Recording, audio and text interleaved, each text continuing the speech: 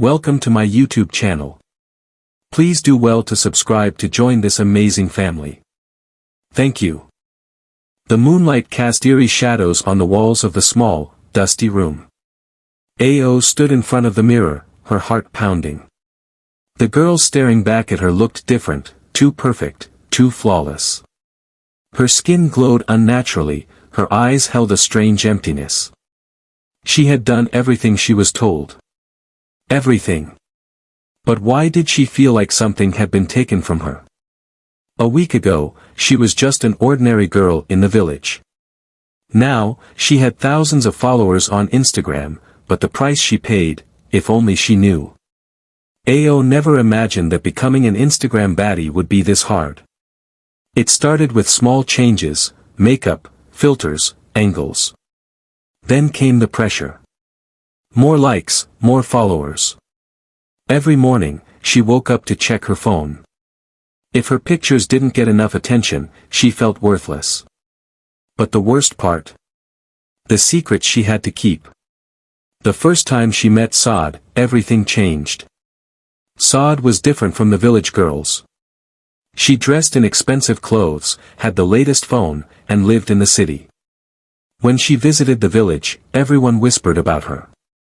But Ao admired her. She wanted to be like her.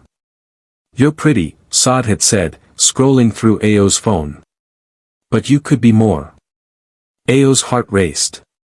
"More? I can teach you," Saad continued, smiling. "But it's not free." Ao didn't hesitate. She would do anything. That night, Saad led her to a dark corner of the village, away from the elders' watchful eyes. She made Ao repeat strange words, words that felt heavy on her tongue. Then, she handed Ao a small, smooth stone. "Sleep with this under your pillow," Saad whispered. "And by morning, you will start to change."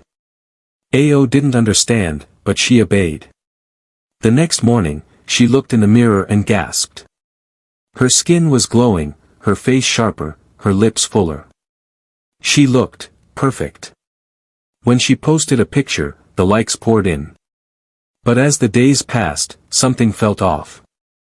She was always tired, always hungry, but no matter how much she ate, she never felt full. At night, she heard whispers, soft, distant voices calling her name. Then, one morning, she woke up and didn't recognize herself at all. Ao's hands trembled as she touched her face. Her reflection in the mirror was both beautiful and terrifying. Her skin was too smooth, her eyes a little too bright. She felt hollow, like something inside her was missing. She rushed to find Saad. "Saad, what is happening to me?" she asked, her voice barely above a whisper. Saad smirked, scrolling through her phone. "You're becoming what you wanted. An Instagram baddie." "But I don't feel like myself," Ao said. "I feel empty." Saada's eyes darkened. "That's the price, Ao. Beauty isn't free." Ao's stomach twisted. "What did you do to me?" Saad leaned in. "You wanted the life, didn't you? More likes, more followers, more attention. Well, it comes with a cost." Ao's breath hitched. "What cost?" Saad sighed, like she was tired of explaining. "You think beauty and fame just happen?" "No, Ao. The stone I gave you takes something in return. A small piece of you, every single night." Ao staggered back. "You mean, my soul?" Saad laughed. "Soul, energy, whatever you want to call it. It doesn't matter. You wanted to be perfect. Now you are." Ao wanted to scream. This wasn't what she signed up for. But the scariest part? She wasn't sure she could stop. That night, she tried to sleep without the stone under her pillow. But at midnight, she woke up gasping for air. Her body felt like it was being pulled in different directions. The whispers grew louder, calling her name over and over again. And then, she felt a hand on her neck. Ao's body went cold. The hand on her neck was ice cold, its grip tightening. She couldn't move. She couldn't breathe. Then, just as suddenly as it came, the hand disappeared. Ao shot up, gasping for air. The room was dark, but the whispers lingered. She fumbled for her phone and turned on the flashlight. The stone sod had given her lay on the floor, pulsing like a heartbeat. She grabbed it and ran. Sod had to explain. Ao wasn't going to wait until she disappeared completely. She found Sod at the back of a small, abandoned house, sitting cross-legged, scrolling through her phone. The blue light of the screen made her face look eerie, almost unnatural. Ao threw the stone at her feet. "Take it back." Sod didn't even flinch. She sighed and looked up. "It doesn't work like that. I don't want this anymore." Ao shouted. "I don't care about the followers. I don't care about the likes. I just want to be me again." Sod tilted her head, as if studying her. Then she stood up and walked toward Ao. "You think you can just walk away?" Her voice was calm, too calm. "The moment you put that stone under your pillow, you made a deal. And deals don't just end because you change your mind." Ao's breath came in short gasps. "Please, there has to be a way." Sod smiled, but there was something unsettling about it. "There is," she said. "But the price won't be small." Ao swallowed hard. "What do you mean?" Sod leaned in close, whispering, "Someone else has to take your place." Ao's stomach dropped. "No. I can't do that." Sod shrugged. "Then enjoy your new life, Ao. Because soon, you'll have no life left." Ao turned and ran. But deep down, she knew, she was running out of time. Ao ran blindly through the village, her heart pounding. The whispers followed her, curling around her ears like smoke. The night air felt thicker, heavier, as if something unseen was pressing down on her. She burst into her mother's hut, gasping. "Mama," she cried, clutching her chest. "Something is wrong with me." Her mother, a strong woman with eyes that had seen many things, turned slowly. She studied Ao's face, her expression darkening. "My daughter, what have you done?" Tears filled Ao's eyes. "I just wanted to be beautiful, Mama. I just wanted to be like them." Her mother stepped closer, tracing a finger along Ao's cheek. "Your beauty is not your own," she murmured. "It was borrowed. And borrowed things must be returned." Ao shuddered. "Sod said I can only escape if someone else takes my place." Her mother stiffened. "You must not do that." "But Mama, if I don't." Her mother grabbed her arms, her grip firm. "Listen to me, Ao. These things, they do not give without taking. If you sacrifice another, the debt will only grow." Ao's throat tightened. "Then what do I do?" Her mother exhaled slowly, glancing at the small fire in the corner of the hut. The flames flickered, casting strange shadows on the walls. "There is one way," she said. "But it will not be easy." Ao wiped her tears. "Tell me." Her mother leaned in, lowering her voice. "You must return to where it began. To the place Sod took you that night. And you must give back what was taken, before the spirits come to claim it themselves."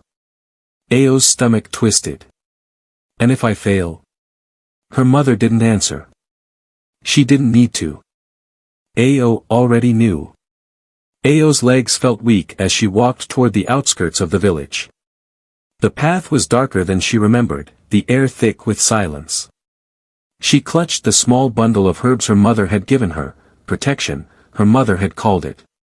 But against what? She reached the place where it all began. The old, abandoned house. The roof was caving in, the wooden walls covered in moss. A strange chill wrapped around her, sending shivers down her spine. Ao hesitated, then stepped inside. The moment she crossed the threshold, the whispers returned. But this time, they weren't distant. They were all around her. She is back, she is back. Ao's breath hitched. The shadows in the room moved. Not with the wind. Not naturally. They shifted as if something unseen was crawling through them. She gripped the stone in her hand. It was cold now, lifeless. Sod. Ao called out. I know you're here. Silence. Then, a slow clap. Sod emerged from the darkness, her eyes glowing faintly. She looked different, taller, sharper, almost inhuman. I was wondering when you'd come, she said. Her voice was smooth, but there was something wrong with it, something that made Ao's stomach twist. Take it back, Ao whispered, holding out the stone. Sod smiled. Oh, Ao, it's too late for that. Ao shook her head. No. My mother said. Your mother. Sod laughed, the sound hollow. Do you think village herbs can stop what has already been? Ao's grip tightened. I don't care. I want my life back. Sod tilted her head. Then give me something in return. Ao's hands trembled. What do you want?